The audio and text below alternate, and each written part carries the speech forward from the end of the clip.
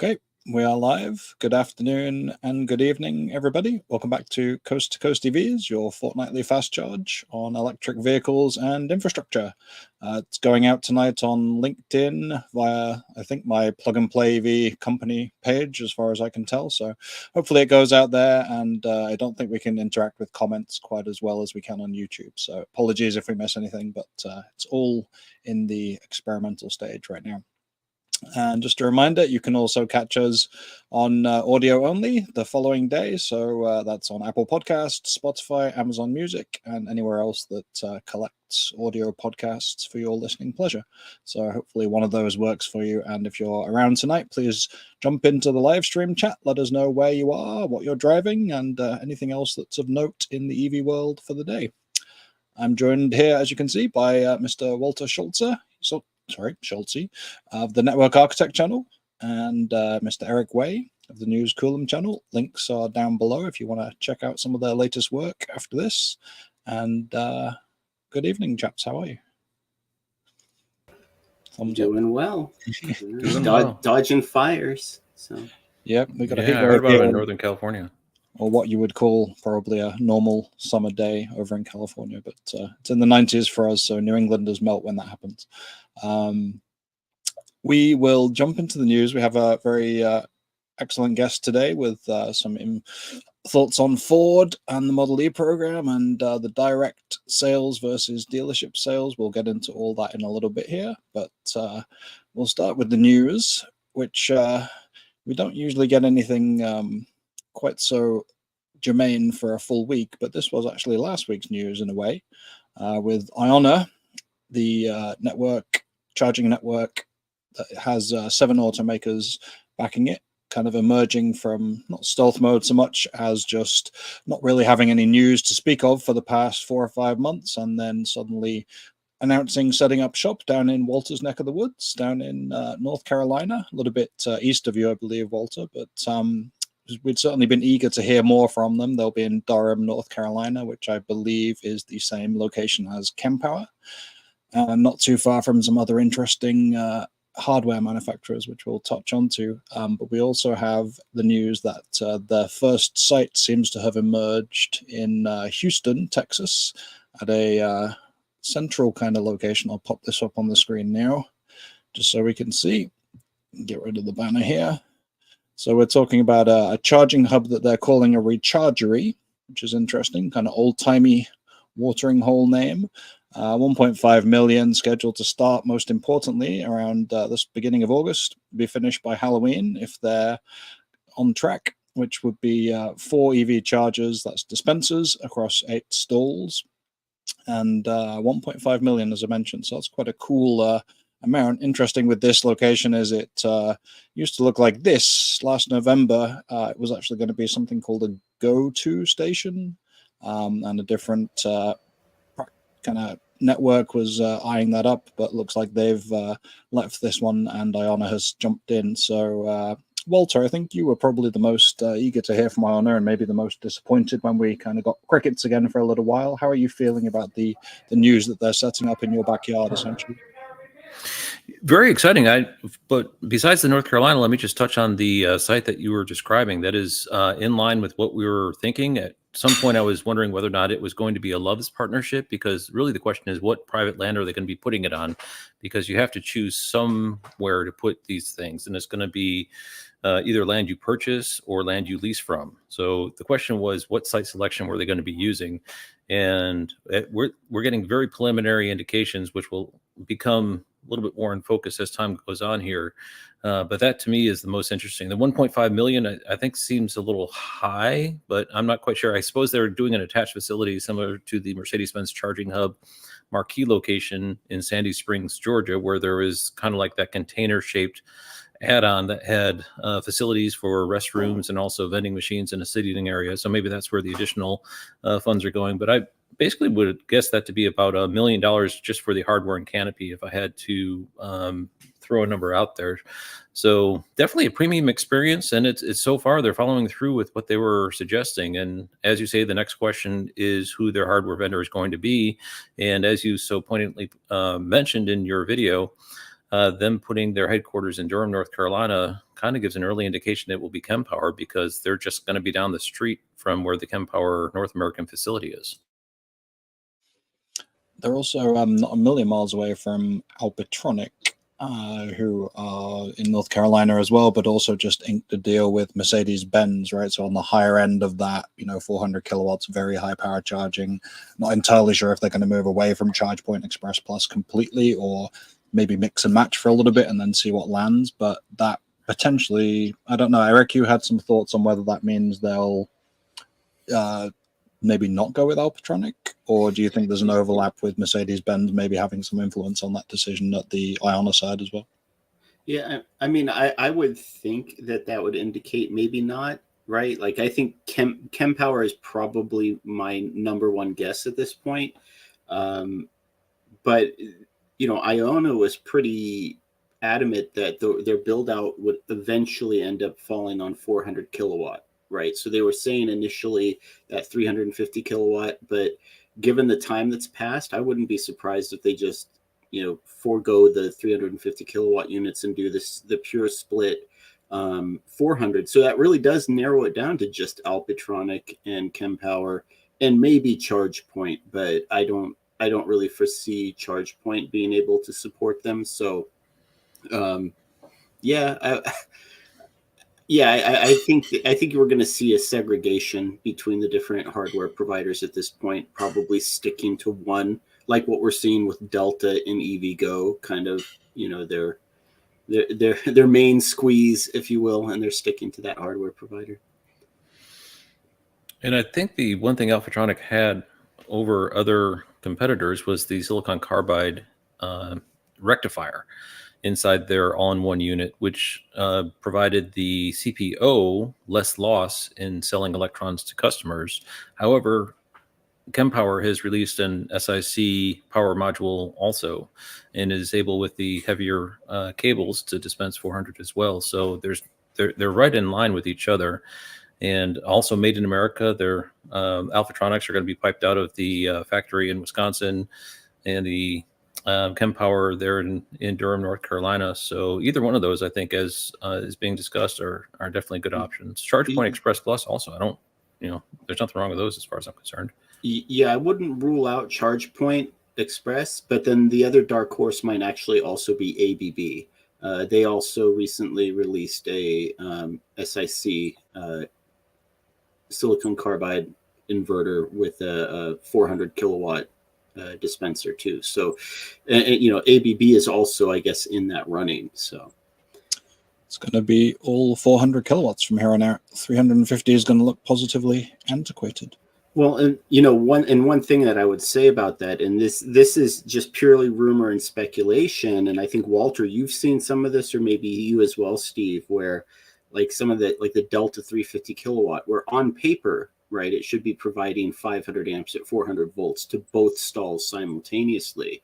We're seeing, it seems like, some issues with that, and some chargers not being able to do that full power split. So, ideally, we're looking at, as IONNA would describe it, 8 powered stalls of somewhere between 175 and 200 kilowatts, but still capable of outputting that full 400 kilowatts when called on. Yeah, I mean, I think it's obviously only just emerged, and it's one site so far, but I do think we'll start to see more of these creeping out. If their goal was to, we only had the information that they were going to build something before the end of the year, right? So knowing now that that's really on the early side, I mean, summer now with it being August, and if all goes to plan and they do get the completion by the kind of fourth quarter, but still having some room to breathe at the end of it, we could be looking at, double-digit sites might not be out of the question. I think it was around that time that, maybe a little bit later even, that Pilot Flying J got kind of fired up this time last year, right? And they were on 2025 by the end of the year. Yeah, and surprising to everyone, they opened 8 in one day. A couple of them were sleeper sites that no one knew about. Other ones had been spotted ahead of time, but they did go up very quickly. So could all come down to the partners in that case, whether they've got someone who they can uniformly kind of roll it out like a Buc-ee's or their own Travel Plaza in Pilot Flying J's case.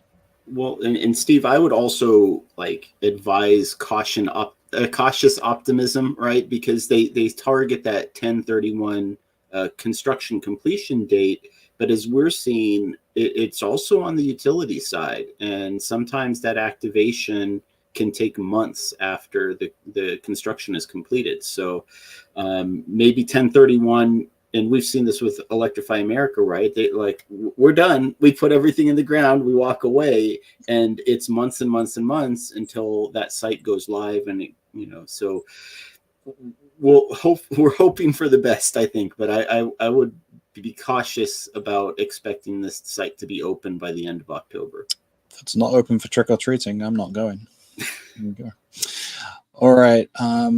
I don't think we're even going to touch on Fisker, to be honest, because if we want to talk about it later, we can. That was my other news item in the bucket there. But to be honest, I think we already knew where that was headed.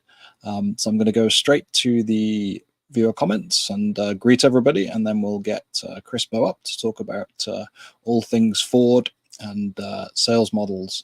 So starting from the top, good evening to Andy Getch down in Fort Myers, Florida. Big Barney over in Western New York. Good afternoon to Tom Palmer in San Diego. 2020 Ball TV. Mike Mahan in Southern California, 73 degrees. That is very low compared to me for once. And Mike is, I believe, looking to offload an Audi e-tron at the moment. So maybe there's a little seller's market can happen in the comments here as well. If anyone else is in SoCal in the market for a older but premium EV. Bill B down in Tampa, Florida. Good evening. Just a reminder from Andy again there that he's driving a Mustang Mach-E and a Smart 4.2 electric. Nice cabrio. Always wanted to get in one of them and see if I could road trip it. Bill is in a Q8 e-tron Taycan rear-wheel drive as well. Leonard, hello from Tulsa, Oklahoma. Crazy Postman over in the center of the country. Yeah, that one hurt. I just heard about that as he posted this into the chat here. He was supposed to be getting his Model 3 performance in just a week, so now it's pushed back to September. I did see that, yeah. That moved on from the Ioniq 5 and was expecting a quick delivery of the Tesla Model 3 performance, and unfortunately now on Elon time again. So, but back to driving ice. Maybe that's a video in itself if you want to share your woes.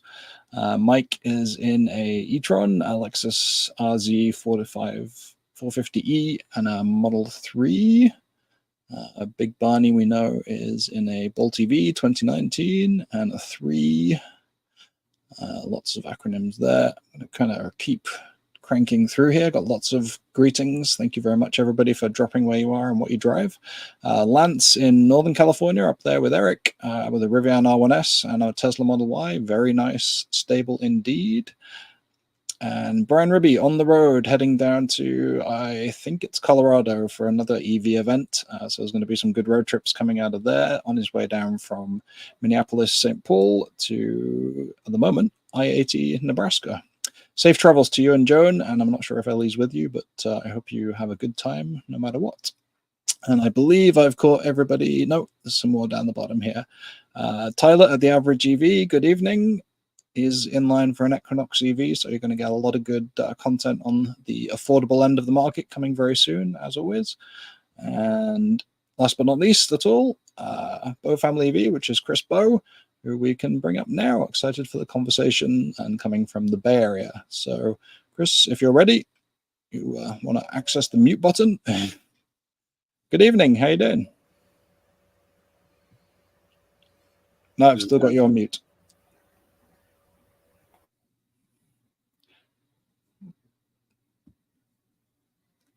I can't unmute you, but if you want to unmute yourself, then we'll be good to go. Nope. Control D? No joy. We can see you. Are we still muted? I got you. No, we can hear you now. There we go. Good evening. How are you doing? Yeah, doing fantastic. You'd think we'd figure this out since the COVID's been however many years ago now that we'd get the mute button figured out. Happens to me plenty often. So Loved hearing Chris, you guys talk about Kim Power and Alpatronic out there in North Carolina. Just came back from a trip a couple weeks ago and did their grand opening at Kim Power, and went and swung by Alpatronic as well. So both great folks to see coming over from Europe here to America, and excited to see what they roll out there. So loved hearing you talk about that. Yeah, I think my hardest part here is knowing where to start, what to pick your brains about, because you have a lot of trips recently. You've been on the, as you say, over to North Carolina and covering some great stuff from the Kempower facility. I think you were at ACT Expo in Vegas, was it? So a bunch of kind of industry, EV nerdery there with the hardware side, and certainly fleets. You drive an F-150 Lightning. I think one of your videos recently that absolutely blew up was on the Cyber trucks, comparing the two. So it's hard to know where to begin. I think I'll just let you kind of take off and take it wherever you'd like to, just introduce yourself and kind of your background a little bit. Yeah, my name's Chris Bowe. I do the Bowe Family EV channel on YouTube, as well as Turn Down for What podcast. That's on YouTube and Spotify and all the typical spots where just amateur efforts. We're EV and enthusiasts. The other two gentlemen I do the podcast with, Josh and Jesse, are out of Tennessee, also Lightning owners.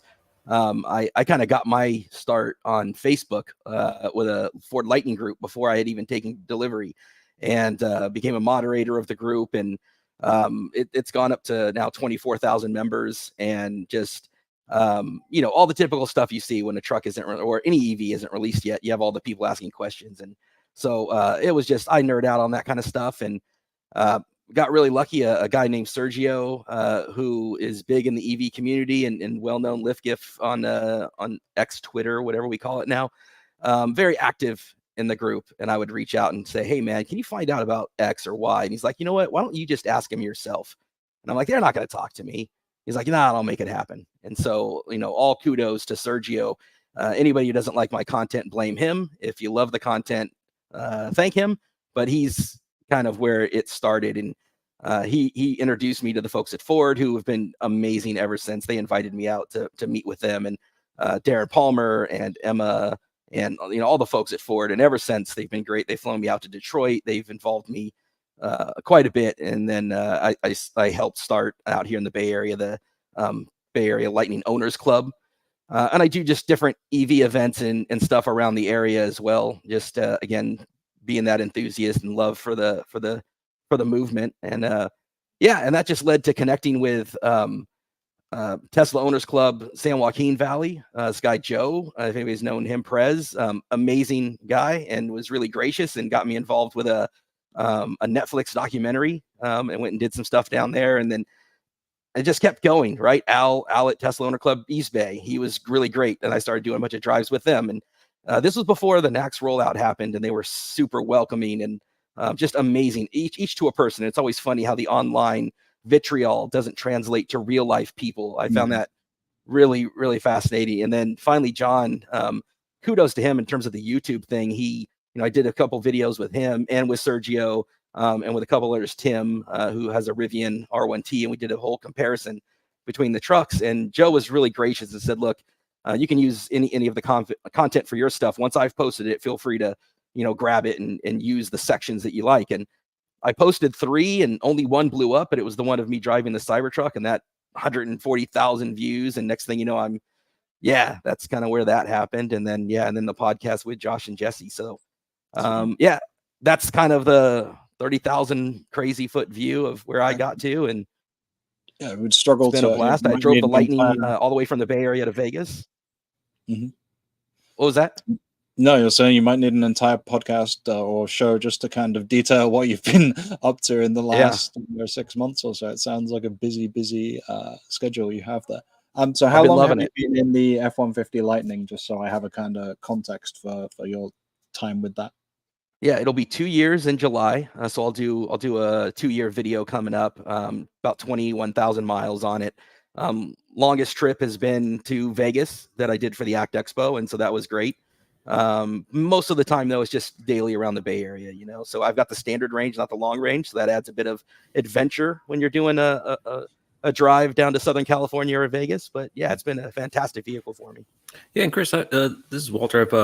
Volvo XC40 Recharge. I was similarly getting ready to do a 3-year review coming up here not too long, and I was thinking about how to cover that. And one thing that people are interested in is battery degradation, and I don't really see much of any. I don't know about you on your Lightning. I'm guessing after 2 years, you got little to nothing as far as degradation goes. Yeah, I haven't seen anything at all. Funny enough, I drove the Volvo C40 down in when I did the visit to North Carolina. Fast, right? Great vehicle. Yeah. What blew me away was in the Lightning. I mean, it's so inefficient that if it tells me I've got 240 miles of range, I know that that's not going to happen. I know that I'm, depending on my speed, 190 or whatever. So I'm driving this C40, and I landed in Charlotte, and then drove to Durham, and then returned to Charlotte. Is so I wanted deadly accurate. Yes, very very accurate. I'm doing 75, no problem, and it would give me like everything, man. Everything, and it would originally said I'd have 17 miles of range when I got to my destination, and I ended up with over 24. I was like, this is great. I'm totally opposite experience. The Lightning, whatever it tells you. Nah, man, you can drop like 30, 40 miles off of that brick, Yeah, Android Automotive also factors in altitude changes. It's really best in class. It's good tech.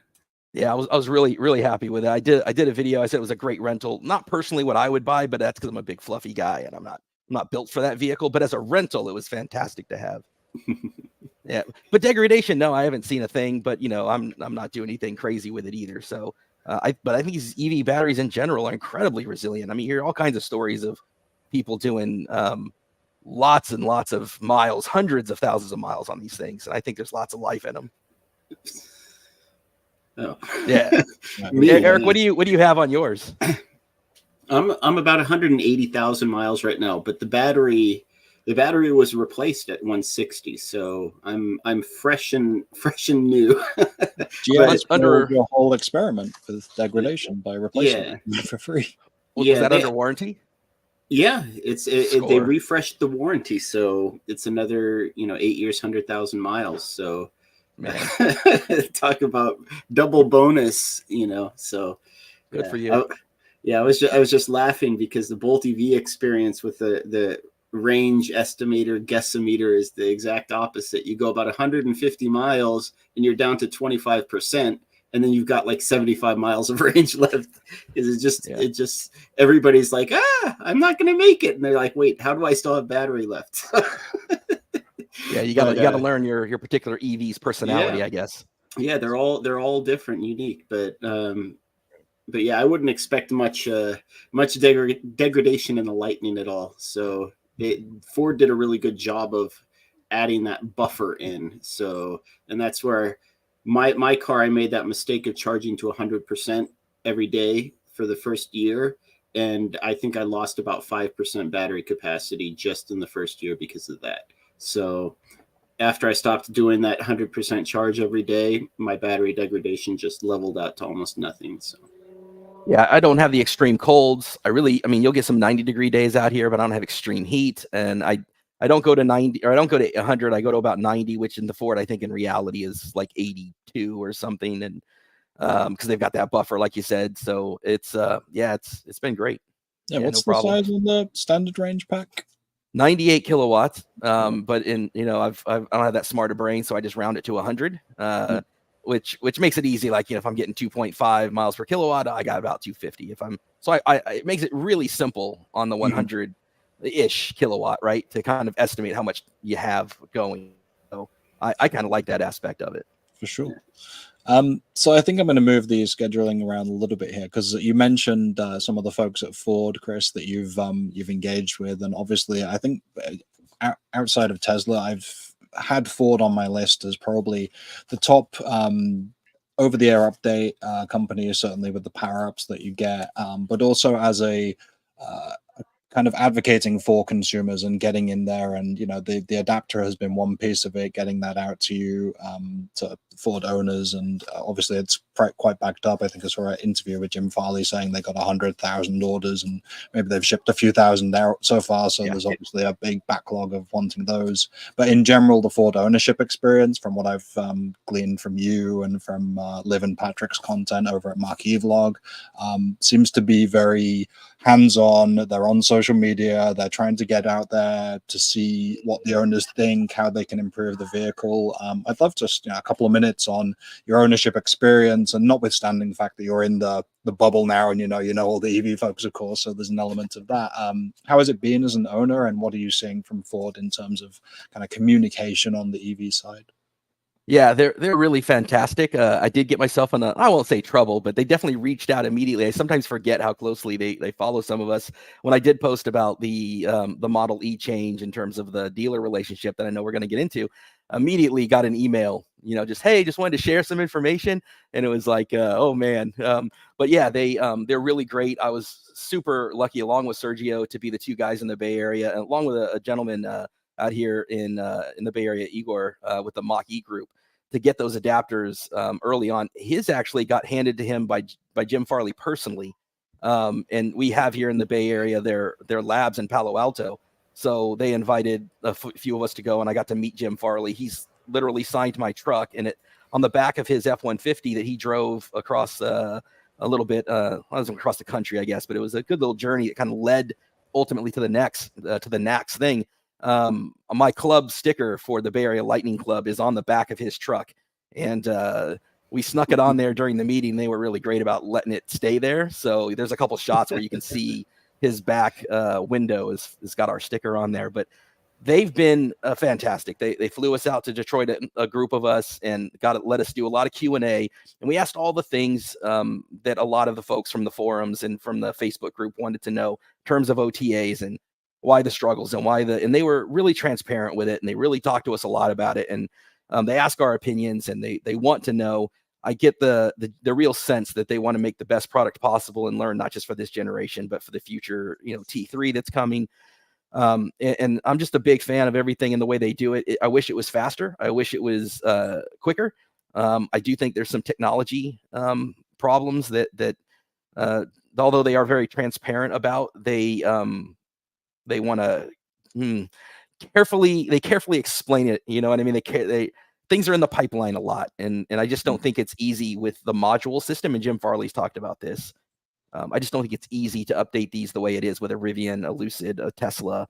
I think it's a big gap in this generation. Although they won't come out and say it, I personally do not think that this generation will ever be like a Rivian, a Tesla, a Lucid. I just don't think computer-wise, module-wise, they can't just decide, hey, the guys in Palo Alto want to do this. Cool, now push it. There's 100 different module vendors that have to coordinate, and what's their schedule, what's their availability to get something like a pet mode to operate. How many modules are involved? How many vendors are involved? How many different code languages? What schedules are they on? They get it to you. Now you've got to test it. If there's a problem, how many revisions do you have to do with those modules? It's so deep and complicated. And I wouldn't say they have to test it. They could just do, put it in a box, send it out there, and see if it works or not. Yeah, they are definitely extra, especially with the brands using the Mustang brand and the Lightning brand. And I actually, with my 9-to-5, I have an e-Transit as well. Okay. Yeah. And so we do some great stuff. I love the e-Transit, and I bring it into any kind of events I can. It's a fantastic vehicle for the way we use it as a fleet operator. So I've seen everything from the fleet side to the to the resale side, and definitely the way that they are very, very cognizant of the F-150 brand, the Mustang brand, and there are pluses and minuses to that. The people controversially have said, I don't know if it's a Mustang. Why did you name it Mustang? I don't think it would sell the way it does if it wasn't named Mustang. I don't think the people in the building would put as much energy behind it if the brand Mustang wasn't there. They had to become protective of it, and so it had to live up to the name Mustang. And although arguably there might be some aspects with thermals and doing some hard pushing, that maybe it's got some room to grow in that area. I think overall, especially the new one doing 3.3 seconds or whatever that it's doing on its speed. Is it 2.3? I mean, it's 2.3. It's quick. It's Mustang. It's sexy. It's a great car. And the way they get that type of buy-in from their people is that you got to throw that Mustang or that F-150 name on it, It's the only way they're going to get the people to put the effort into making it a great EV. But I mean, I personally drove the new Blue Cruise out in Detroit months ago, and it still hasn't seen the light of day. It's still so cautious because they don't want somebody to get hurt, or they don't want it to do something that they haven't anticipated. And I think you bring up a good point about the vertical integration versus working with partners. And I think at one end of the spectrum is the Fisker, which kind of did a crash and burn this week, unfortunately. And then at the other end of the spectrum is the Tesla. And there's an automotive debate going on is where does the pendulum swing? And as you say, the T3, they're trying to bring a lot in-house. And versus, I have an early model General Motors EV, it's the Lyric. And similar to what you're describing, it's a car by committee. So anytime you want to do an update, it takes a long time. And I'm still bringing my car into dealership to have modules flashed because there's no way of doing over the air on certain components yet. So I suppose there's pros and cons. And still, I don't know where this is going to settle. And anyone who is a Tesla purist will say that vertical integration is the way to go. But I could definitely see pros and cons to that as well. Anyway, I think Ford is in a tough spot, man. I think they are still trying to figure that out. My kind of North Star that keeps me fired up about Ford is Doug Field. This guy, to me, I got to meet him in Palo Alto, and I really want to get him on the podcast. He's just a phenomenal person. He started out as one of the original Segway people. Went over and spent time at Tesla, and then Apple, and then Ford got him. And I'm telling you, this is the guy. This is the one that they needed to get. And this is the one that gets all the other engineers there. And he's the whole software defined, or however you want to describe it, vehicle guy. He's responsible for a lot of the recent stuff you've seen that's like the Android Automotive. He's all about vertical integration. He knows what it means to get a software team together. I think they've grown to like 300 people in what they call their Skunk Works group. He's the guy. And so as long as he is there, like, I feel confident they're going to get there. But I think it's more complex when you're talking about Ford, who is so diverse in terms of geography, unions, all the stuff that they're doing, fleet, pro. It's tougher than just a tougher thing for them. And kind of going to segue eventually into the whole conversation about the dealer network.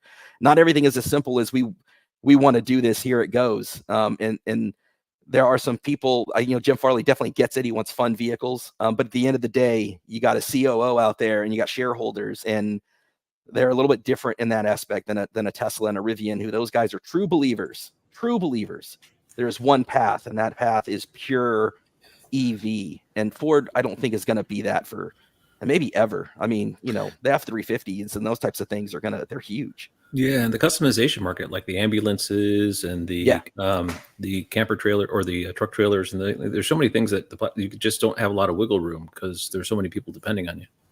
Yeah, I don't want Ford to be Rivian or Tesla. Those guys are what they are. It's what makes them great. Ford should be Ford, and I hope they represent the Ford brand within the EV space. And I think they're still going to have the stuff like you're talking about, the ambulances and the big trucks and all the different big box things. All the government vehicles for fleet that they do are just remarkable. And there's a space for that in EV as well. Police vehicles, all that kind of stuff, like park and recreation vehicles. They've got a huge diverse brand. They have different stuff in Europe than they do here, different stuff in different, the F-150 doesn't even sell in a lot of their markets. The key there, the big ones there are the Ranger and the Maverick size vehicles. I mean, they've got a whole different deal that they've got to work through in terms of their supply chain. And so I don't know that they'll ever get purely vertical. I mean, all the time they post the number one, American made vehicles, and Ford's not on that list. It's assembled in America, but a lot of those come through a very diverse supply chain and across multiple lines. You won't find a Ford vehicle in the top 10 of that. Built in America versus sourced, different, right? Getting into semantics there, but it's built in America, but it isn't. The parts, the components that come from a wide supply chain. And I don't know that that's changing. It'll change some, but I don't think it's going to ever be like what Tesla is. Yeah, and I think that contrast with Tesla and Rivian is, you have to think about it from Rivian and Tesla's perspective. Is they don't have a choice, right? Like they have, planted themselves in the corner that the only vehicles that they offer are electric. So everything that they do is all built around that, where Ford and GM are operating from a perspective of they have a wider market, right, that they're catering to. And so even though they're doing their electric vehicles, they're producing millions of non-electric vehicles too. And so how do you coalesce those two under the same brand? But that being said, and I haven't seen these numbers from Ford, but GM, when they published with Ultium, they said that, hey, look, these are ground up EVs, right? Start from scratch EVs. They still share 70% of their content with an internal combustion engine vehicle, because you still have tires, you still have brakes, you still have windshields, you still have body panels, you still have all of the other components that go into every vehicle that's on the road.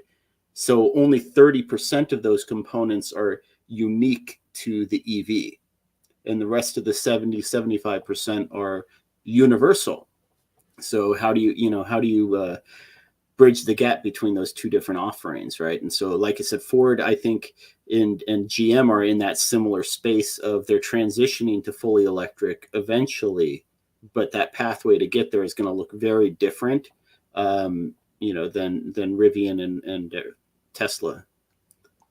And there's an advantage to that too when it comes to a side of the business that for Ford is incredibly profitable, which is their fleet, their Ford Pro division. And I can tell you, as someone that operates a fleet, one of the things that happens, very common, windshields, right? Just take a windshield for an example. If I'm replacing the windshield on an e-Transit versus when I'm doing it on a Rivian or something, right? The cost and the time it takes to get a new windshield for an e-Transit is nothing in comparison. But you try to go and spec what you're going to get one of those, Rivian delivery vehicles, or one that we use really when into Rivian yet. I'd love to be. I think they're great vehicles. But let's say the Bright Drop, for example. The Bright Drop is a very niche still vehicle that doesn't share the glass with anything else. And so trying to get a Bright Drop, which we have replaced, is much harder, much more expensive, much longer wait than when we try to do an e-Transit. Or another one is one made by a company called Exos, and they just they make the chassis underneath it, but the existing, what we call a P1000 that goes on top of that chassis, is the common same one shared with ICE. So if you're a GPO, if you're a fleet, if you're that, right, there is an attraction and a cost component to these things that you're going to have to deal with. And if I'm going to try to go Rivian or something else, it's something I have to factor in. I think it's part of what Hertz ran into, right? When Hertz goes and runs their numbers by all measure, and I'm sure there's a number of other factors, but one of those measures is maintenance. It's just not as common as some of the other more common vehicles when it comes to maintaining and replacing. Great point. I think one of the ones that's coming for Ford's e-Transit market share is the e-Sprinter for Mercedes that they're going to be manufacturing domestically. And as you say, it's a component question when you're talking about fleets. And they definitely have a compelling platform right there. Yep. Especially when you start looking at Europe, vans are big in Europe. We have a Mercedes Sprinter, not the e-Sprinter, but we have a Mercedes Sprinter as well. It's more costly than the e-Transit to run, but it's got other advantages to it. So it's just, where does it fit within your fleet? But I think especially in Europe, the vans are big. They're popping out in Europe, and they lead the way with EVs anyway. But I guess China as well. But Europe, I think, shows us a glimpse of what could be, in America, and I hope happens. We don't have the truck side, the pickup truck side over in Europe. So the van kind of does that heavy lifting for the fleet side. You may, as you said, you have the Maverick, the Ranger, that kind of thing, but seeing a pickup truck in the UK or on the continent is a lot less common than it would be over here. But those tall vans, as you say, white van man is a thing around the UK. But we are kind of touching here. We've been skirting around the edges of the main topic here, which is, I think, kind of speaks to the old versus new, the way of doing things previously, and the new way that the likes of Tesla, Rivian, Polestar are all kind of trying to push forward. So direct sales of electric vehicles, online sales, showroom sales, whatever you want to call it, versus the traditional dealership model, which, as Chris kind of hinted at, has given Ford a little bit of trouble in transitioning. The Ford Model E program, for context really quickly, was launched, I believe, in late 2022. It was designed to give Ford dealerships a certain level of certification to qualify that they were qualified, they had the right techs on site to handle EVs, that they had charging infrastructure on site, and that there was there were various kind of caveats over the years, but it was essentially you have to invest this amount and put these things in place to be able to sell Ford EVs in any meaningful sense. That was quite well trumpeted at the time, but then got a lot of pushback over kind of 2023 was kind of when all the action happened, several lawsuits, New York State, Illinois, a bunch of Ford dealerships banded together and kind of pushed back against this requirement. And the upshot was more recently, I think last week, in the last couple of weeks, the Model E program was sunsetted, which was a euphemistic way to say left on the chopping block. So, Chris, I think that kind of speaks to our initial theme of whether or not dealerships are an advantage. Obviously, we have a kind of rich history in the US and North America more broadly of the franchise model, the dealerships being a key link to the community, being able to be a place where you can go and look at the different vehicle options on the lot, having somebody who can hopefully help you, although we've heard plenty of stories with EVs where they're less than helpful and maybe push you back to a combustion or a hybrid option. Versus the Tesla Rivian model of starting to be able to, albeit not in all of the states at the moment, sell those vehicles online or go to a showroom and have somebody place an order for you and have a lot of that delivery handled online by a much less kind of high pressure sales environment. Maybe kind of your initial takes on the Ford Model E program, where that kind of went wrong, if you think it did, and where you think it will go next.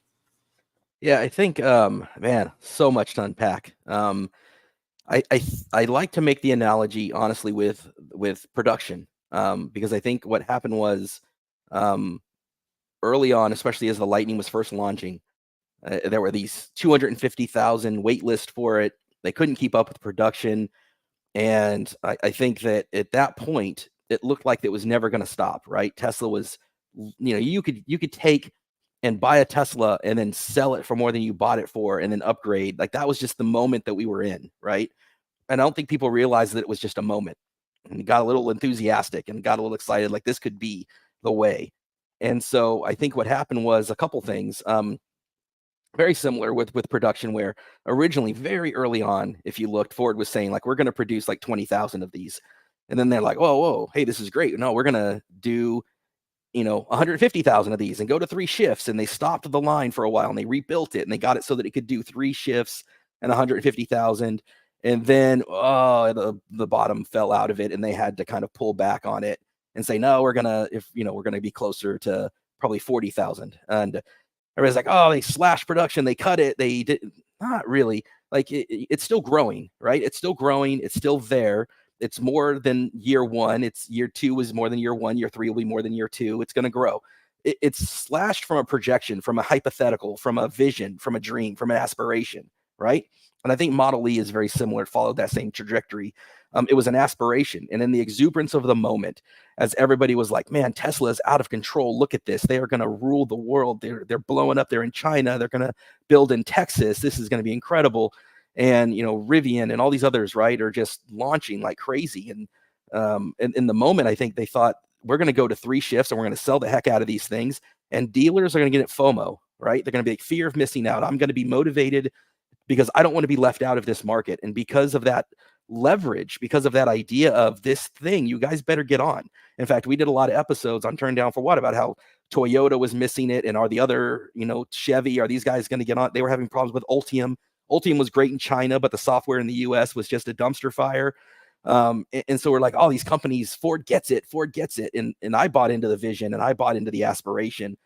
And then when the bottom fell out, they lost their leverage. That's really what it is, right? Because there's not a fear of missing out anymore. In fact, I just literally went to a dealer that I'm close with this past week. They had 2 Lightnings on the lot. Both were the Flash model. Both were in their Pro area. And neither one had the 240 plug for it, which I'm a big fan of. It's one of the big parts of the Lightning for me.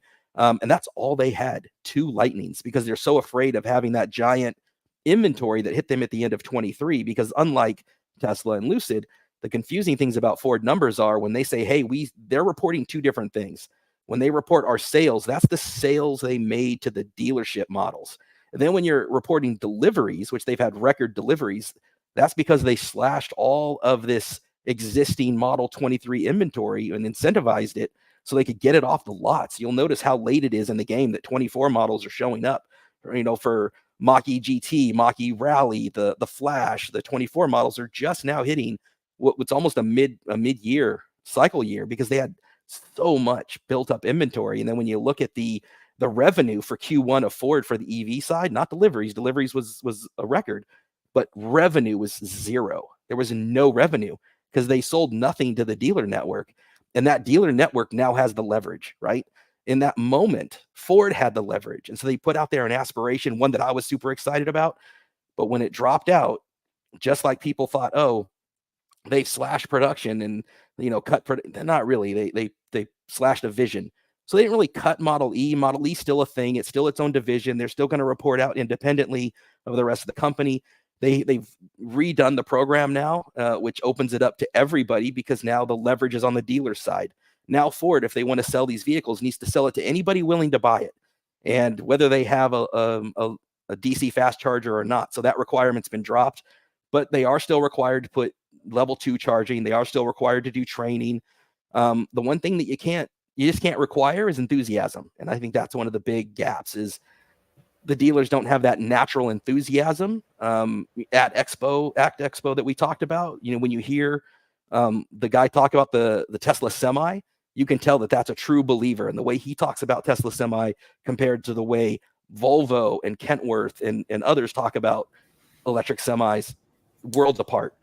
And I think Ford in that way is that legacy, very diversified global company. They just had reality. Reality just occurred. The bottom dropped out. They lost their leverage, and so they had to adjust. And now they need the dealers more than the dealers need them. And for that slight moment, we thought we could change the world and how it was experienced, and it just didn't last long enough for it to come to reality. And I think the dealer model has its place. I should pause because I could talk about this stuff forever. But if you look at Fisker that we were just talking about, right? They, at the very end, as a Hail Mary, tried to pivot into a kind of a dealership area just because they needed to sell it. It just didn't. It was too little, too late. If you look at another one, VinFast is just dipping their toe into the dealer experience too. So there's a place that it makes sense, especially from a fleet perspective. So there's a lot there, and I'll kind of pause because, again, I'm a talker. Yeah, I was gonna say. I agree, Chris. Like there is a place for dealerships, and I think that's overlooked. I think it was John McAvoy from Autoline. He had mentioned something about this because Tesla is just finally starting to hit that growth pain, where one of the big benefits of dealerships that's not really talked about is it allows you to continue producing even when there's a lull in demand. Right. And so if you're primarily online, right, you don't have the same sort of inventory capacity that you would have through a dealership. You don't have that distribution capacity that you do through a dealership. So there is benefits from it.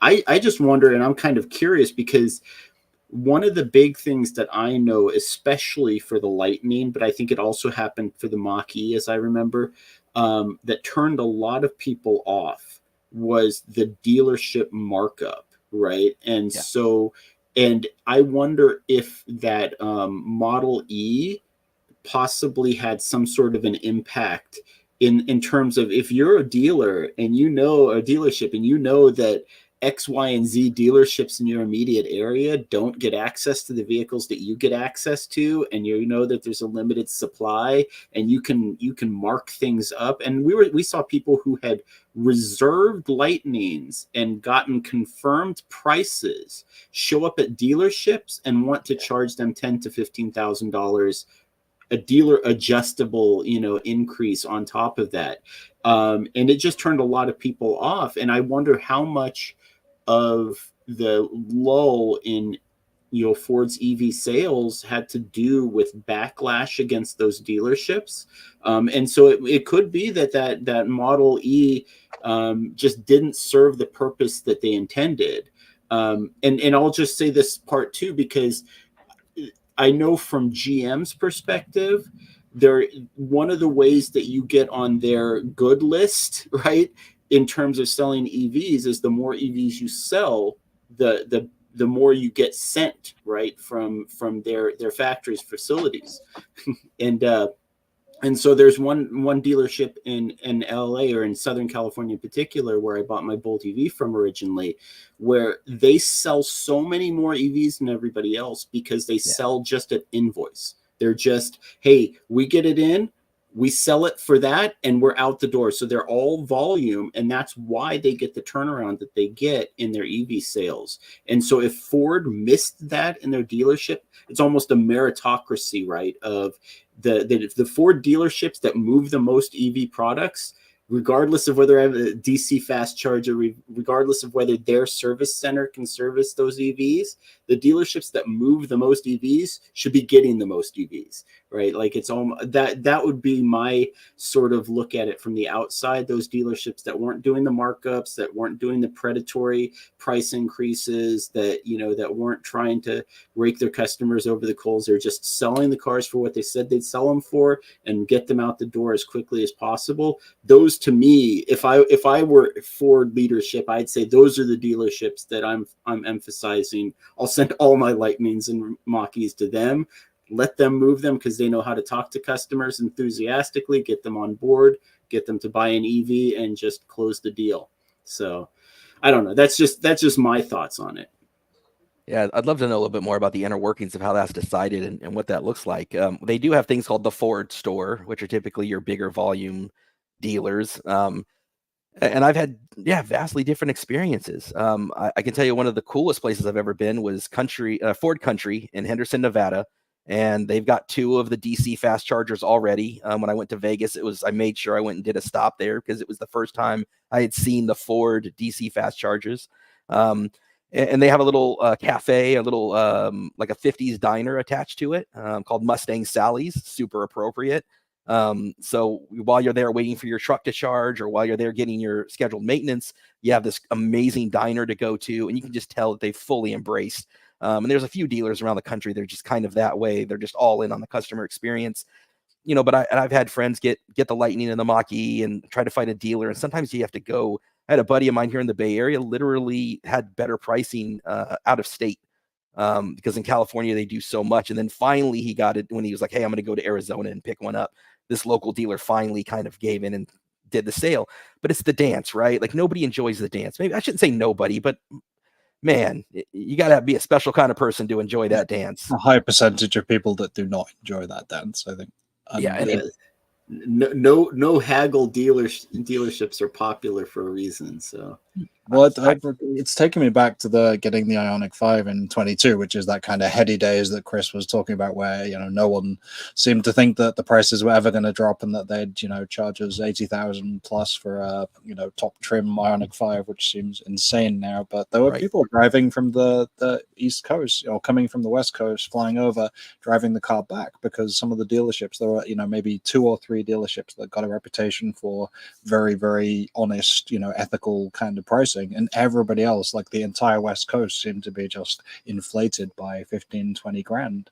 And that's the kind of thing where we start to really get, you know, the good and the bad of dealerships, really, because when you find that one that's gold, you know, you really want to stick with them. But there are so many others out there that I just kind of went through the comments, and it seemed to be, you know, 1 in 5 that was more pro dealerships than you know, less enthusiastic. So I think that kind of brings us on to, you know, the pros and cons of direct sales, because there are certainly folks, I think, who prefer the fixed pricing, the ability to go into a much less pressured sales environment. I know just from my own experience in places like Polestar Spaces, there's a lot of things about Polestar that don't kind of sit with me, but their brand ethic, their design of their spaces is, you know, very calming, chill place to be. There's people there if you need to ask questions, but they do not push anything onto you. I haven't been in a Rivian one because that's a bit out of my bank balance at the moment, but, you know, I feel like they have the same kind of vibe to them of not trying to really hammer you too hard to make that purchase. So where do we see the pros and cons on the Tesla side, the Rivian side, the Polestar side of that model, being able to go online or into a relaxed environment and really take the the pressure down a notch, if you like. Yeah, I mean, I did a trip to Long Beach for a buddy of mine, Will. F the Pump is his X handle, and well known down there with SoCal EVs and that kind of thing. Amazing guy. He got delivery of a Cybertruck, and I drove down to be part of that day with him. And we walk in there, and he just brings out his phone, and they transfer it on his app, and he accepts it and do the whole reveal, right? And it was so seamless. It was so fun. I'm getting chills even remembering how cool that moment was. It was super early on, and it was so perfect. There was no haggling. Let me have you talk to 4 different people. Let me have you talk to my finance guy. I mean, it just went right to his app. It was live. It was there, and it was so great. It was really a celebratory day, and I take that juxtaposition to my own experience with the Lightning, where I've got a fleet relationship with this dealer. I've bought a 99 Ranger, a 2008 F150, my wife's 2013 Edge, which all allowed me to get the literal first one off the lot without at MSRP. It's only because I had that leverage that I was able to say to them, hey, I'll buy it from you, but I want in writing that this is the case. And they put it to me in writing. Yet still, when I get to the dealer, there's $1,000 add-on GPS on a truck that has GPS. And they're trying to get me, even though I've got financing set up through a credit union that did EV financing, I had to talk to the finance guy. Wanted to sell me on prepaid maintenance. What prepaid maintenance? What are you talking about? It did a whole dance, right? And it literally took me hours, and it took almost all of the joy, as my wife and kids literally had to drive home. And I'm like, I'll message you when this dance is over. And then I got to drive the kids home and the first drive in the Lightning, and that was all fun. But even for me, that happened, and I had to fight to get that $1,000 taken there. I can't take it off. Like, you can and you will. Here's the email. And then, that is such a dramatically difficult experience. But then on the fleet side, doing my fleet business and stuff with them and warranty work is such a great joy compared to, I have friends that every's an exaggeration. How many Tesla friends do I have who take delivery, it's imperfect, and they all have to bring it back? Like, so many people have to bring it back, and it takes 2 or 3 times to get it just right. And it's there are other aspects, right, that are favorable to the dealer experience. And it's a tough deal though, man. It's a real tough one. Yeah, but Chris, did you get the etched glass and paint protection? No, or the underbody to protect from the road salt. Yeah, right. Yeah. All of that. Just stop. Nobody wants that. Can I just?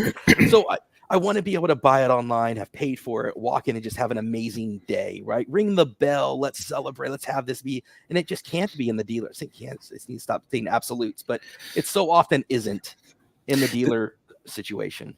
There's a flip side to that. What you're referring to is a high demand product, which it's hard to get at MSRP. But there's a flip side where there's a lot sitting on a lot. And if you're buying off a fixed price, there's no way to negotiate below. It is what it is, and take it or leave it. My personal opinion is that although dealerships are getting a lot of bad press recently for their capitalist motives, if you look at how this panned out over time, I personally think that Tesla's headed in that direction. Just about 8 miles from where I live, there's a new Tesla facility. Normally there's Tesla sales centers and Tesla service centers. They said, hey, what if we made one big building where there's both a sales and a service center under one roof? And that's what they put in near us. And probably in a couple of years, going to be like, hey, I bet we could sell a couple more of these cars if we put our salespeople on commission. And then they're going to think, well, I bet we can get a couple more of these buildings out there if we franchise these out. And there we are. Tesla is just one of the club after that point. My personal opinion is that although dealers have been getting a lot of bad press, I find a lot of comfort from being able to ubiquitously drive around the country and have a service center with a trained technician able to service my car should I need it. Being able to call a Tesla service center and have someone come service my car during a breakdown, or where do you tow the car to, or a Rivian, God forbid. I mean, where are you going to tow that puppy to? Or a Lucid, same thing. So Or if you really want to get deep, your Fiskars and your VinFast. Yeah. Right. Well, Right. yeah, VinFast has the dealer network to some extent, but yes, absolutely. So my personal opinion is that because there's the disruptive technology of electric vehicles, the people who are pure electric are being hailed as the new way of doing business. And so there's a lot of disruptive technology that is trying to be latched onto, and this is positive sort of thing. Yeah. You know, if there's a lot of lots out there that have extra cars, and I know that, and I show up to a lot, and I know that I can negotiate down below MSRP a purchase, that's in the consumer's best interest, and that will never exist with Tesla, Rivian, or Lucid.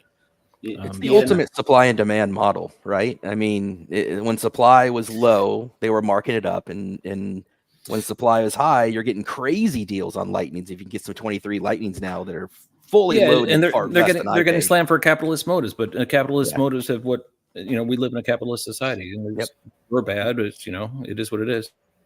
Yeah, and I kind of feel like with that direct sales, like the online sales, it is kind of meet the new boss just like the old boss.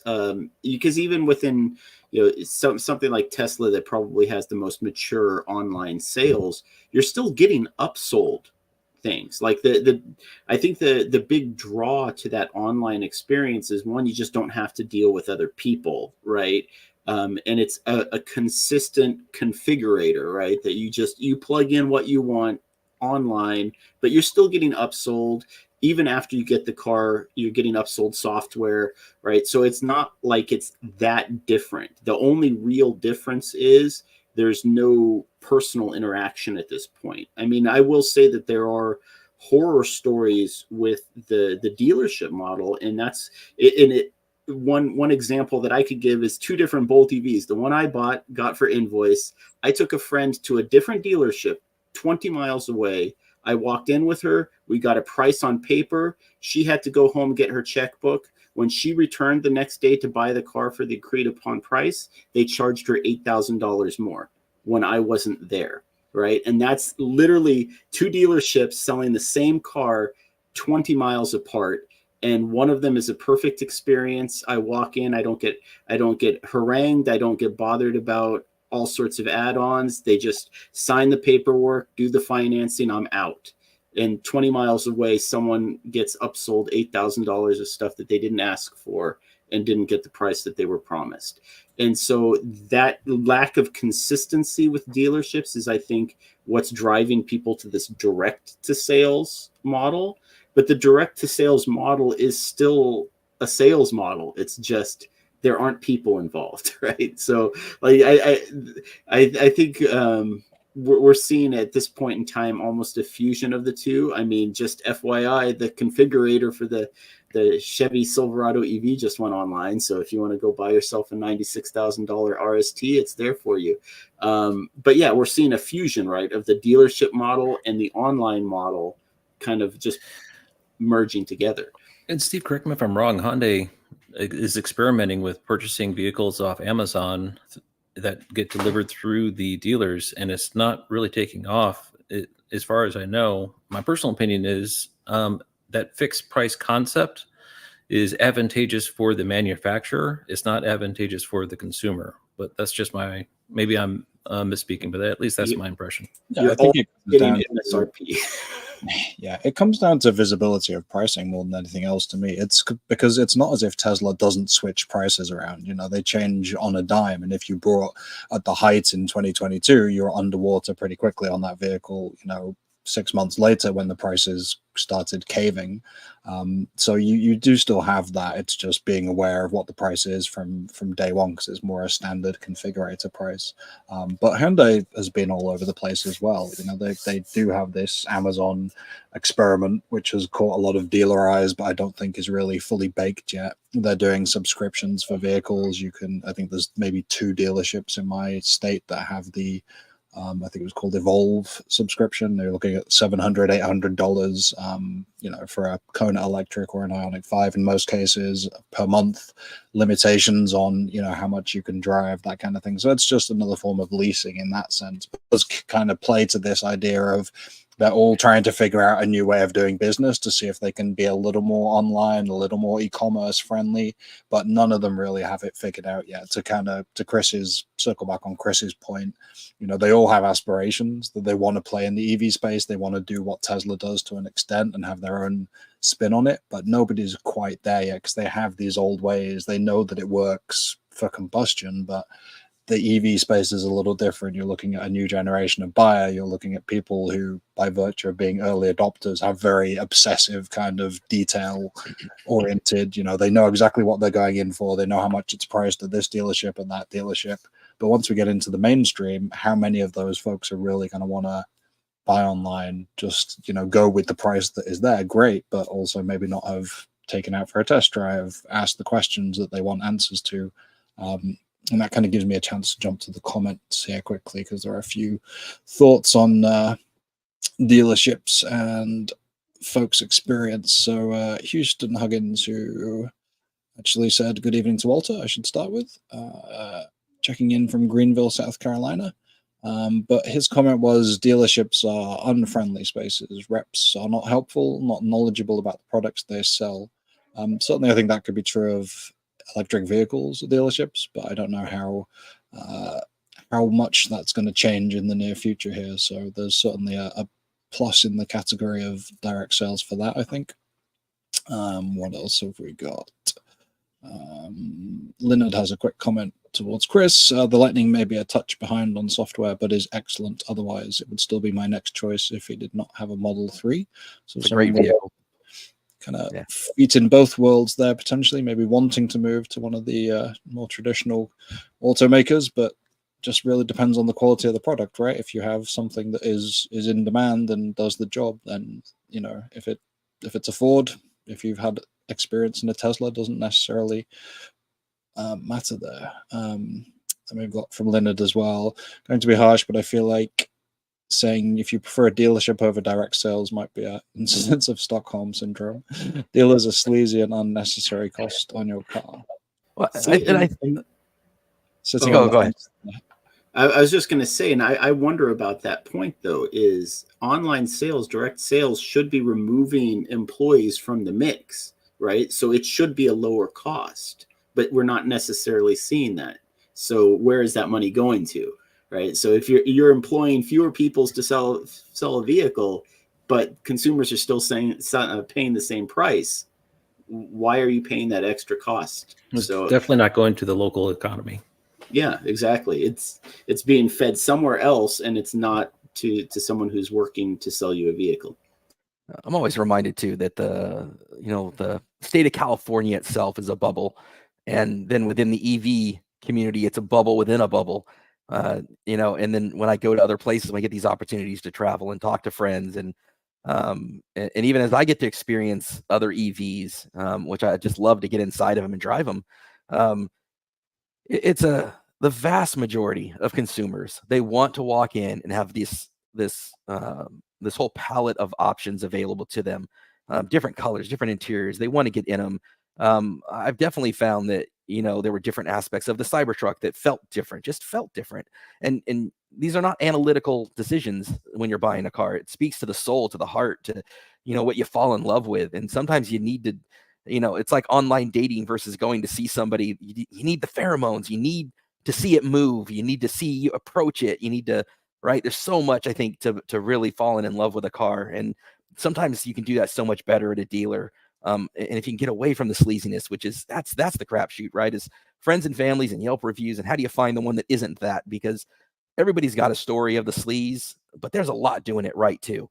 But when you find them, you're so happy. And then, unfortunately, though, I think we've all had the bad dating experience of showing up, for the date, and it's the sleazy dealer, right? Nobody wants that. So it's definitely a tougher deal. And with the dealership model, I think there's a lot of people that they want that real person, that car in front of them. They want to take it out for a spin. They want to go to another dealer 2 towns over and see what they've got in their inventory. And most people still shop that way and want to. I think we see the horror stories, especially me doing the Facebook forum, where a lot of it, you're seeing every horror story that exists. If there's one out there, I've seen it. And so I'm disproportionately seeing the horror stories, you know. Oh, that's the thing. It's Yeah. going to be the early adopters as well, right, that are talking at the moment. So when we're talking about what people prefer, we may be, as you say, kind of lured towards all the people saying, I never want to go back to a dealership again. But we're trying to get to the next wave of adopters who are the mainstream buyers who know the dealership process, who maybe have their qualms about it. But when it comes, down to it, better the devil I know than the devil I don't. I don't want to buy a car or buy a $40,000, $50,000 item just sight unseen on a e-commerce website. It's a little bit of a disconnect for your everyday kind of consumer. Go ahead, Walter. I had a really good experience at Modern Hyundai of Concord, where I got my Ioniq. A salesperson's name was Dudley, and he stood back and he basically showed me the car. He answered whatever questions I had, and basically I was assessing the vehicle. It was a car that got better mileage than a Prius, that cost less than a Corolla, from a established brand. And I was trying to figure out, I said, well, what's wrong with it? He's like, well, I don't know. And it was roomy. It is bigger interior than the Prius. It was really well-designed car. And I had just made a decision, it was a little bit less than MSRP is what they were offering. And negotiate down just a little bit more, and very easy process and very ethical salesperson. The dealership was great, and they stood behind the warranty, and I never had a problem. I like that car. I kind of was sad to see it go. And I think it was all because of the sales experience. And when I went back to go look for a car, I asked for Dudley. He had retired, but definitely a good experience. Well, and Chris, you talked about being on the Ford Facebook groups, right? And yeah, how many posts do we see about all of the people complaining about the ADM, right, when they came to get their delivery or whatever? But if you just went and picked up your Ford like you wanted to, no ADM, you're not posting complaining on the group, right? You're not vocalizing this to the world. You just had a good experience and you move on with your life. So it's really the people that had the bad experience that are more likely to share it and share it loudly. And I support them for doing it. They need to call out the bad dealerships so we know who to avoid in the future. So, although funny enough, the big thing that we've had over the past probably 6 months plus is everybody jumping on prospective buyers. We opened it up to not just being owners only, but prospective owners if they answered certain questions. And so we have all these people like posting their details. Is this a good deal? Is this a good deal? And they're sharing where they got their deals and what parts of the country have them. And then you've got some of us legacy folks that are just shaking our heads like, stop posting this because it's just killing me. I've taken such a depreciation, such a hit. And I'm just like, man, I paid $70,000 for my standard range. And now for $65,000, someone's getting a fully loaded extended. And I'm just, I would never replace the 2 years of experience I've had for that, but there's a lot of people, that they took, for the people that did pay the ADMs, for people that did buy the $100,000 premium spec, and man, they're looking now and just, you had to know that though. You had to know that as an early adopter, and it was funny enough. Those days were so crazy that when I went to pick up my vehicle, they offered me $10,000 to walk away. They're like, I will cut you a check for $10,000 if you walk away, because Ford was, if you marked up someone that bought theirs through the proper reservation, you got in trouble. But if you bought it off them, then you could resell it at a markup. So that's what a lot of the dealers were doing. And I'm like, no, man. But crazy stuff was happening back then. And now it's crazy the other way. Now you're out there stealing it from them when you start to get some of these incentives now, the 7,500, some places like, New Jersey don't have sales tax. Other places, California's got like $3,000 worth of rebates for the state. You can really get, even in my case, to be honest, even though I paid more than they would today for that truck doesn't even exist anymore. Ford doesn't sell the Lariat standard range anymore. But I got $20,000 in trade-in for a Honda Odyssey 8-year-old minivan. And I did the whole thing where I went to Carvana and I went to CarMax and I got the bids, right? And I went to my dealer and I said, hey, I'm going to go trade this in. And I showed them and they beat it. They beat all of their offers because their inventory on a lot was so low that they were like, please sell me your car. And so I got top. So there is the other end of that dealer experience, right? I got a great offer. They overpaid for sure for my Odyssey. And so there's the other end of that as well. Out the door, I was $40,000 out the door by the time I did the $20,000 on an Odyssey, $10,000 for state and federal.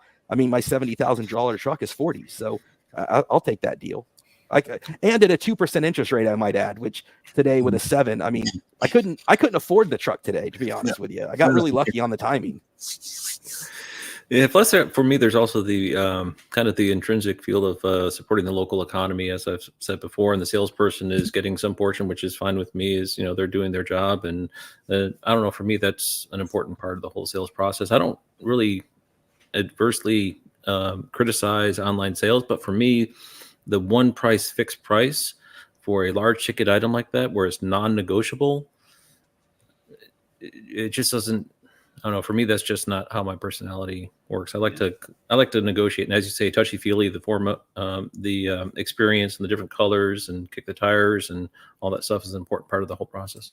Was it Saturn that used to do the whole like one fixed price, and that didn't work for them in the long term? So I mean, it's been tried, and Tesla's just got the advantage of such a high demand, and for so long they were the only player, either in the game or they weren't the only player, but they were just so far ahead of everybody. Yep. So there was a related comment there from Cecil Martin. Could Ford revive the Mercury brand as direct sales, as there are no more dealers anymore? Mercury might be before my time in the States, but the Saturn sounds familiar. Was that something of a similar arrangement? Yeah, Saturn was a GM, right? Yeah, but were they similar? Was the Mercury idea something along It was like a single price, no haggle type of... Yeah, like bargain, value type of sedans. So it kind of the brand side kind of speaks to our final point here, and we'll bump up against time, but we'll try and go through the kind of brand value and that name, and not just the name of the manufacturer, but the name of the model itself. Chris, you talked a little bit about, would it have done as well, the Mach-E, if it wasn't a Mustang? F-150 Lightning, obviously we know the heritage of the Lightning selling, being the top selling vehicle model for decades now. And there's this kind of distinct approach from the different manufacturers of either electrifying a mark and model line that you already have in place. So we're seeing that with GM a little bit here now, with completely almost really, except for the Bolt EV, the Silverado, Equinox, Blazer, all standard, names from the combustion world. Lightning and Mustang, obviously, we know as well. On the other side, for General Motors, you've got Cadillac, which is, moving into that kind of lyric, as Walter can attest. Optic, Celestiq, they're getting new models there. Myself with the Ioniq. Escalade IQ. Yep, that's there as well. You're right. So there's some kind of mixing and matching. Hyundai have electrified the Kona and the Kia with the Niro, but those are probably going to go by the wayside at some point here, and they have new lines. What do we think in terms of both that, but also who is developing now that we want to attract a wide range of buyers, and maybe say to the Equinox ICE buyer, here's an Equinox EV, have you considered that? Who do we think is developing this kind of stable or roster of the most compelling electric vehicles, and where do you think that fits in with the brands that have either decided to electrify existing lines, or the ones that are really trying to just go back and build a brand new kind of brand name for themselves? Chris, as the guest, I'll ask you to start. Man, I am a big fan of Hyundai. I think Hyundai Kia Group and like the EV6, the EV9 SUV, I think they bring a lot of value at a blue collar price to a lot of what they do. And I've had a number of friends that have tried multiple EVs. I'm surprised how many people like the Ioniq 5, for example. A lot of great people love the Ioniq 5.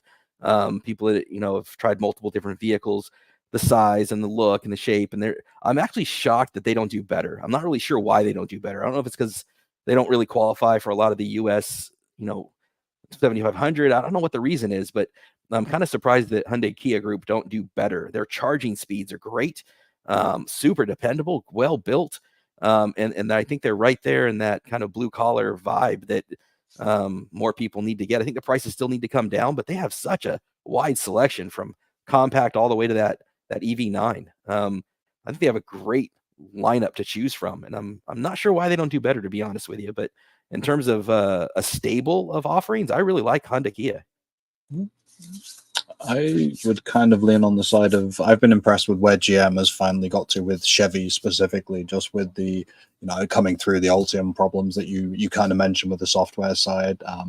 I haven't looked through the entire lineup. I'm not sure even where I would land, to be honest, in the $40,000 to $50,000 kind of price point. But Equinox EV all the way up to Blazer EV and the Silverado EV, once that gets to a place where it's a little more affordable and out of those RS trims.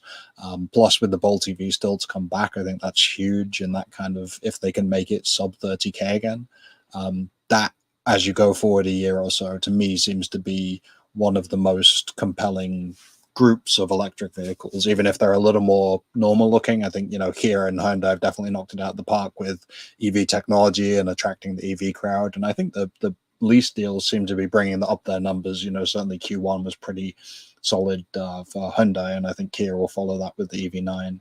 But so I think, on balance, GM and Chevy specifically is building out that kind of stable that's really going to attract the next wave of buyers. Also, how are you thinking in terms of who's got a compelling EV lineup?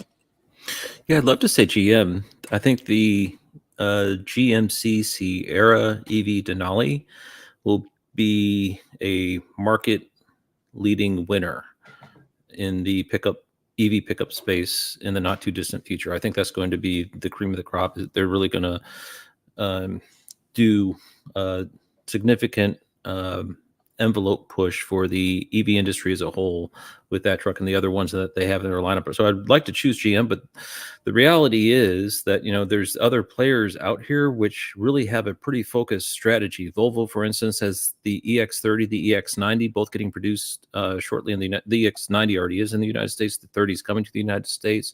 The XC40 Recharge is getting rebranded to the EX. So they got all those EX brands lined up. Mercedes, I think, has kind of fallen by the wayside, lost their way. They need to regroup a little bit. But I'm going to agree that Hyundai Kia right now has definitely got the momentum. The Ioniq 7 that's going to be coming out, I think it's a superb vehicle. The EV9, the EV3, the Ioniq 6, although sedans aren't really selling and other people are abandoning them, is being put out by Hyundai. So I applaud them for that. It's a sporty looking car. I went to go look at it myself, and if I could justify buying 7 EVs, which I kind of like to, that would be one of them. I can't. So I'm stuck at 2 right now. The EV6 is definitely a nice car. The Ioniq 5, I'm sorry, the Ioniq 6, I misspoke there, and the Ioniq 5. These are great cars that have a very bright future. And the strategy of Hyundai Kia as a whole, the Ioniq 5N, I've seen one of those driving around my neighborhood recently. That is a sweet looking car. It's like a hot hatch and a very nice car. So they're putting out some very superb EVs. If there was one car maker that was pushing the envelope for electric vehicle adoption more than others, I would have to say a Hyundai Kia. Yeah. The only reason I wouldn't say Hyundai Kia is because I feel like you can't have a broad stable in the United States if you don't also have a pickup truck. And so I do think that their eGMP battery technology is great. And if you're going to make a 200 to 300 mile EV truck, you want it to be able to charge to 80% in under 20 minutes. And right now, none of them do that, right? Like none of them come close. But that lack of an option, I mean, the EV9 is a great addition, a 3-row, SUV that almost puts the Hyundai Kia group to the front. But I think just in terms of a stable of offerings, I don't see how you can't say GM at this point. And I know that they're only partially into rolling out those options, but they literally have everything from economy subcompacts all the way to full-size pickup trucks and everything in between. And if you give them credit for BrightDrop, they even have their commercial fleet, right? So across the board, they're offering the broadest spectrum. The one thing that I would criticize with them, though, is they're building it all around a technology that's really designed for large SUVs and trucks, right? That Ultium battery platform really, maybe mid-size SUV, you could argue, and up. But we're already seeing it with like the Blazer EV and the Equinox EV with the 85 kilowatt hour pack. The way they've formulated them, their nominal voltage is only 300 volts, right? So you're having to push these high amperages just to get a basic expected charging rate, whereas EGMP, that strategy is way better for anything that's a mid-size or smaller EV platform, in my opinion. So I don't want to go with a tie, and I can't decide, so I'll just say BYD. Nice. Say Fisker and Fisker, yes. more egg on your face than before. Mullen, Nice Canoe. I think Chevy's got some exciting stuff. I just like show me, right? Be around for longer than a sip of coffee, and I mean the Lyric looks exciting. The Blazer, I actually like the Blazer better than the Lyric, just from how I sit in it perspective and the ergonomics and the stuff that the user interface. I actually like the Blazer. But the you gotta get your back massaged in a Lyric sometime. It'll change your opinion. It's you know what was weird? Little things for me are strange. Like on the Lyric, all of the settings for the seat are on the door panel on the left in a very strange way. And in the Blazer, they're all kind of laid out better to me on the display screen. Weird things like on the Cybertruck, the fact that where my arm rests and where the window button is underneath your arm, and it's the same thing on a Polestar 2, oddly. And then in the Volvo, for example, the Volvo window sits too high for me. Like I can't put my arm up on the windowsill. Do you know what I'm talking about, right? Little things like that. And that's where I think you need to sit in the vehicle. The Lucid is strangely low, and the pillar is right at my peripheral vision. It makes me crazy. That it's strange how much. But again, these are me things, right? Like I sit in the F-150 Lightning. It's like the thing was built for me. It is my favorite car for all the reasons. It just sits. It is decades of F-150 being built for big dudes, and as a big guy, it just feels right. So I think that's where for these other companies, I got to sit in them. I got to drive them. You got to prove them out. How are they going to break down? What software updates are they going to get? I think LFP batteries, honestly, on a lot of these things are the way to go. How many of them are going to offer that? Ford's supposed to have a huge investment in them, with some partnerships that they have. Let's see what T3 looks like. But in the here and now, I mean, it's hard to just to not admire what Hyundai Kia is doing, and I know they're committed to it. We'll see. Ford has said they're only going to roll it out if they can make a profit doing it. Chevy, again, exciting to see what they're doing, but let's see a year from now what that looks like.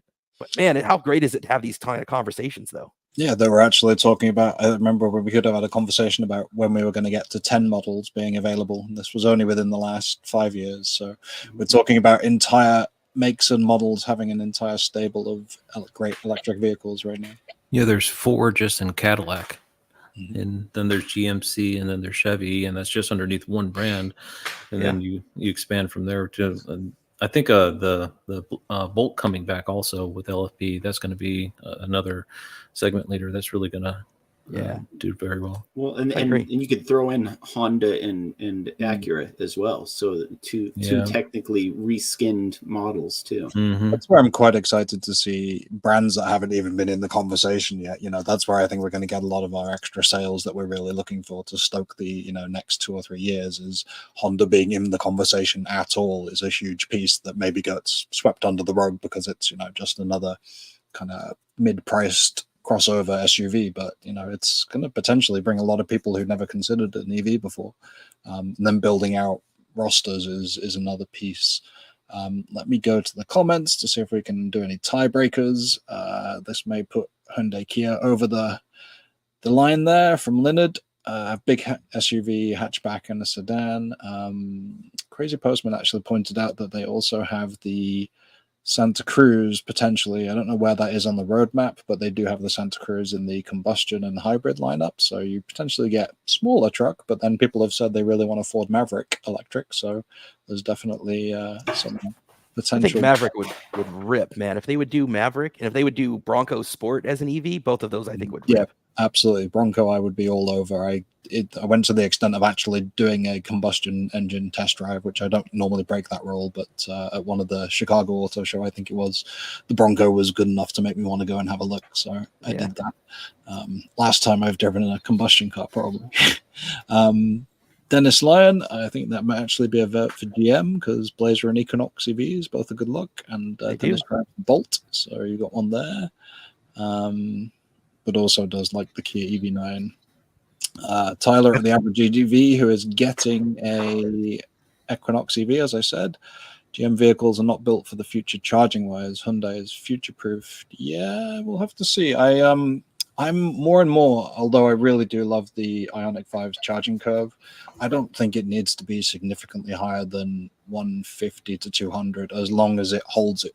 If it holds that curve long and goes to 70, 80%, I really don't care if I plug into a 150 or a 350 or a 400 in future. You know, maybe I think we've talked about this before for the trucks with those bigger battery packs. If you're getting up to 120, 150 kilowatt hours, you really want something that, you know, does probably charge a little bit faster and have a higher peak. But in a normal 70, 80 kilowatt hour pack, I'm not too worried if it's 150 or 240, to be honest. And shameless plug for one of our members here. Eric did a great conversation on grid connections concerning just this topic with Chase. It was really well articulated.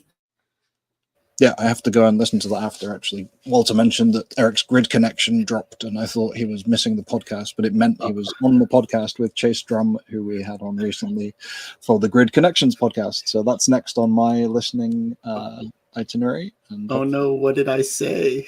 I was going to mention though, I feel like yeah, I was going to say GM has the wonderful distinction too of having both the fastest and the slowest charging EVs on the road right now. So slower than the Nissan Leaf? Yeah, technically. Yeah, in actual, the Nissan Leaf can max out at 70 kilowatts. So the Bolt EV at 55 and the Silverado EV at like 380. Steady rolling. I'm going to jump to the comments quick, then we'll wrap it up. Thank you all for staying a little bit later. Opinionated OG is in a Blazer RS. Actually, it says he gets a lot of head turns when they drive by. It's the red Blazer RS. I'm assuming that's got the really swanky interior as well, which is gorgeous. Great car. A lot of requests to take a look at it. People are really surprised to discover it's an EV. Yeah, that's part of the kind of thing we didn't get into too deeply, but you know, electrifying brands that people already know and then having cars that kind of feel, or EVs that feel like cars, regular cars that they're used to, that's something that I think goes a long way for the next, you know, kind of early majority. Tyler at the average EV, Santa Cruz EV, that would be awesome. Absolutely. And then I wanted to go back quickly just on the dealership front from RLH Marines, who pointed out he had a sale lady who was in his Camaro 6.4 forum who was amazing. Let us order a car without meeting us, had the car courtesy delivered to the local, to the dealer. And let's see, just as an in memorial of a very good dealership story. Rest in peace, Becky Doyle from the Detroit area. So thank you for sharing that with us. I think, you know, when you have those stories, it kind of goes back to Chris's point of, you know, the experience being memorable, and Walter's point with the Ioniq, you know, classic Ioniq. Just you have these people who can make a difference, and there's definitely some interesting groups and trade shows that kind of are trying to get back to that. I think move beyond the kind of old sleazy dealership model view and say, this is how we treat people as people, this is how we get into car sales, and you know, you're really trying to match somebody with a car that they're going to love, so that first experience is just the beginning piece of driving off the lot and loving the vehicle, rather than the, you know, fun and games of trying to haggle up over the price, get you know, different finance models and whatever else you have to jump through just to get that eventual feeling of really loving the vehicle. I think that's everything. Thank you so much, Chris, for joining us. We'd love to get the background on Ford and the experiences you've had. I think we got a good perspective on the dealership side as well. You're not even immune to it. You know, those cases do kind of happen even when you're in the industry and have the fleet background. So it's interesting to hear, like, you know, we still have a ways to go, but I think Ford is definitely on the right path from as far as I can tell. So yeah, definitely check out Chris's channel. As he mentioned, he's got all kinds of Lightning content on there, as well as the Cybertruck video that he did. That's Bowe Family EV on YouTube, and you can also check him out with Jesse, and I'm forgetting the other gentleman's name. Josh, and Josh, there you go, 2 J's, on the Turn Down for What podcast. So there's all kinds of content. You really you'll find something there for whatever interest you have, whether it's the charging side, fleet side, vehicle side, trucks. It's all on those channels. You can catch Eric Way on the News Coolum channel and doing his charging efforts around North Carolina. North California. North Carolina is Mr. Walter Schultze, and he's at the Network Architect channel. Weekly updates on all things DCFC, excellent site reviews which follow the News Coolum review model, which is something I hope to use myself this summer. And if you have any time left after checking all that out, go and check out Chase Drum and the Grid Connections podcast, where Eric was on this week. It's a lot of stuff to fill your week. Thank you, everybody, for joining, and we'll see you in 2 weeks' time. Cheers, everybody. Thank you.